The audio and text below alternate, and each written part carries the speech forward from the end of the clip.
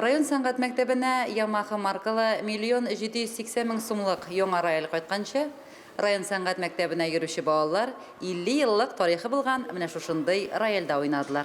Рояльне тәкъдир иткәндә символик кызыл тасманы мәктәпнең иң сәләтле укучысы, фортепиано классында укучы 8 яшьлек Әмин Гәрәев белән Айгөл Фәттахова кисте. Инде мәктәбебезнең чыннан да материал техник базасы инде искергән. Безнең роялебез 50 еллык тарихы бар иде. Инде менә бүгенге көндә шундый рояль булу мәктәп укучылары өчен дә, укытучылар өчен дә зур мөмкинлекләр бирелә. Киләчәктә инде тырышып балаларыбыз шөгыльләнер, конкурсларда зур үрләр яуларлар дигән өметтә калабыз. Мин сәнгать мәктәбенә барырга бик яратам, миңа анда бик ошый. Анда миңа бик рәхәт, бик кызык. Син фортепиано бүлегендә ничә ел укыйсың инде? 3 ел. Курайга мин йөрим уже 4 ел. Җырга йөрим тоже 3 ел.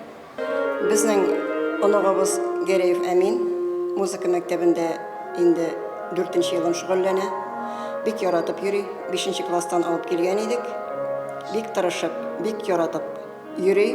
Укытучылары Рунар абыйсы, Алеся апасы шул кадәр хөрмәт итә алаларны.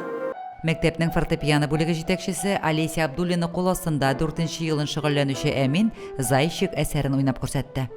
Укучыларыбыз бүгенге көндә фортепиано белән яратып йөриләр. Аларның саны бүген барлыгы 33, шуларның 9-ы менә агымдагы уку елында кабул ителгәннәре.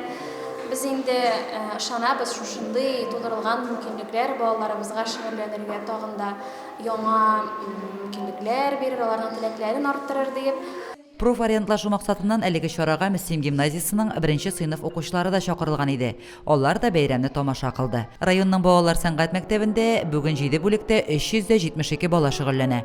Аларга 23 укытучы белем бирә. Лилия Шәймиева, Динар Нуртдинов, Мөслим телевидениесе.